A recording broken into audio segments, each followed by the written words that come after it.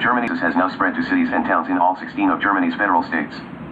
Germany now finds itself in a vicious circle. Most of the perpetrators are never found, and the few who are frequently receive lenient sentences. Only 1 in 10 rapes in Germany is reported, and just 8% of rape trials result in convictions, according to Minister of Justice Heiko Maas. Up to 90% of the sex crimes committed in Germany in 2014 do not appear in the official statistics, according to André Schulz, the head of the Association of Criminal Police. There are strict instructions from the top not to report offenses committed by refugees. It is extraordinary that certain offenders are deliberately not being reported about, and the information is being classified as confidential. High-ranking police official in Frankfurt, quoted in Bild. Sexual violence in Germany has reached epidemic proportions since Chancellor Angela Merkel allowed into the country more than 1 million mostly male migrants from Africa, Asia, and the Middle East.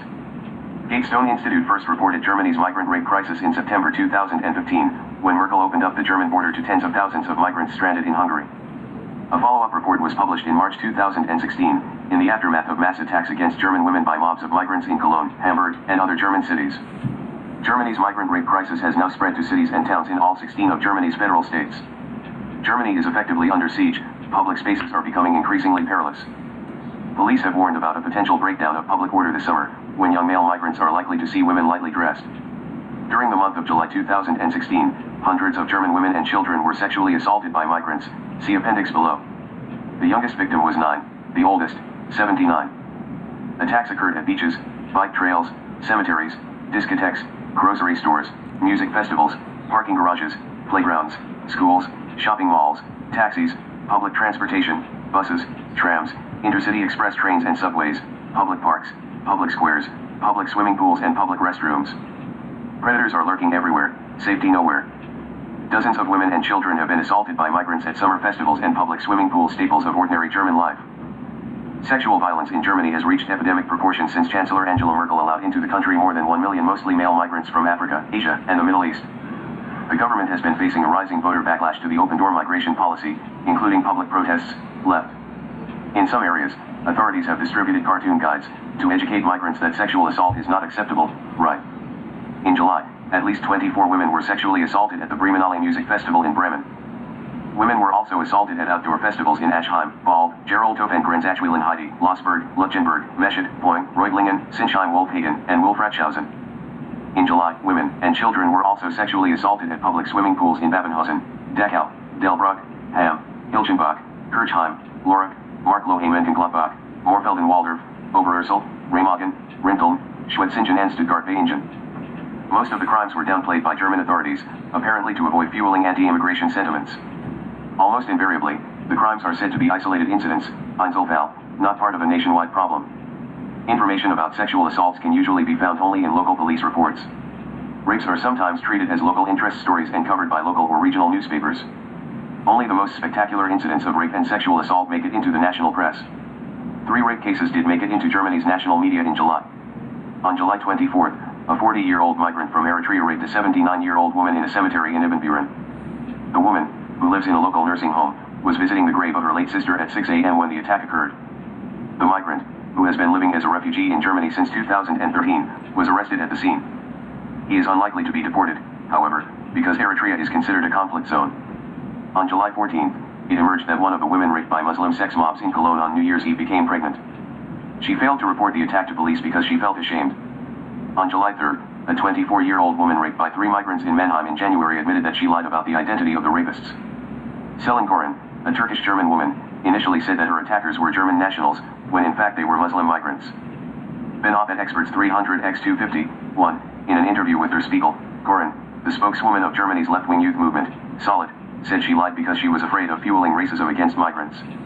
She also posted a letter on Facebook to a fictional refugee. I am really sorry that your sexist and line-crossing treatment of me could help fuel aggressive racism. I am going to scream. I will not stand by and watch, and it can happen that racists and concerned citizens name you as the problem. You are not the problem. You are usually a wonderful human being who deserves as much as any other to be safe and free. German police and media have faithfully mirrored Koran's efforts to protect migrant rapists. German police reports usually refer to migrant criminals with politically correct euphemisms such as Southerners, Sudlander, men with dark skin, Dunkelhautheit, Dunkleergezigsfarbe, Dunklemhautheit, or a combination of the two, Southern skin color, Sudlandisch Hautfarbe. Germany now finds itself in a vicious circle. Most of the perpetrators are never found, and the few who are frequently receive lenient sentences. Most will never be deported. Only 1 in 10 rapes in Germany is reported and just 8% of rape trials result in convictions, according to Minister of Justice Heiko Maas. On July 7, the German parliament approved changes to the criminal code that expand the definition of rape and make it easier to deport migrants who commit sex crimes. Under the bill, also known as the no means no, neen heißt neen, law, any form of non-consensual sex will now be punishable as a crime. Previously, only cases in which victims could show that they physically resisted their attackers were punishable under German law. The reforms, which are designed to make it easier for victims of sexual assault to file criminal complaints, are unlikely to end Germany's migrant rape epidemic. This is because Germany's politically correct justice system is notoriously lenient when it comes to prosecuting, sentencing, and deporting foreign offenders. At the same time, reliable statistics on sex crimes committed by migrants are notoriously elusive. German authorities have repeatedly been accused of underreporting the true scale of the crime problem in the country. For example, up to 90% of the sex crimes committed in Germany in 2014 do not appear in the official statistics, according to André Schulz, the head of the Association of Criminal Police, Bund Deutscher Kriminalbeamter, BDK. On February 25th, the newspaper, Die Welt, reported that authorities in the German state of Hesse were suppressing information about migrant-related crimes, ostensibly due to a lack of public interest. On January 24th, Die Welt reported that the suppression of data about migrant criminality is a Germany-wide phenomenon. According to Rainer Wendt, the head of the German police union, Deutschen Politische Werkstatt, bold, every police officer knows he has to meet a particular political expectation.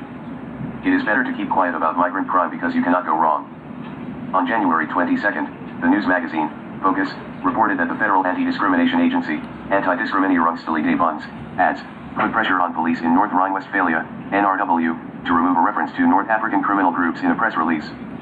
According to Focus, the ADS wrote, "There is a danger that people from these countries are placed under a general suspicion. We encourage you to delete the reference to the North African origin from the press release." NRW police later removed the offending words because it could not be excluded that our formulation in the press release could be misunderstood as a discriminatory statement. The original article by Focus has since been removed from the magazine's webpage. On January 8th, the newspaper, Bild, published an article titled, "Are the Police Being Prohibited from Telling the Truth?" The paper quoted a high-ranking police official in Frankfurt, who said, "There are strict instructions from the top not to report offenses committed by refugees. Only direct requests from media representatives regarding specific crimes should be answered.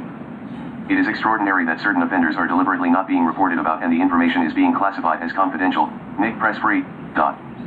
Meanwhile, Boris Palmer, the progressive mayor of Tübingen, thinks he has found a solution to the problem of migrants who are raping German women and children in public swimming pools. He wants migrants to become swimming pool superintendents.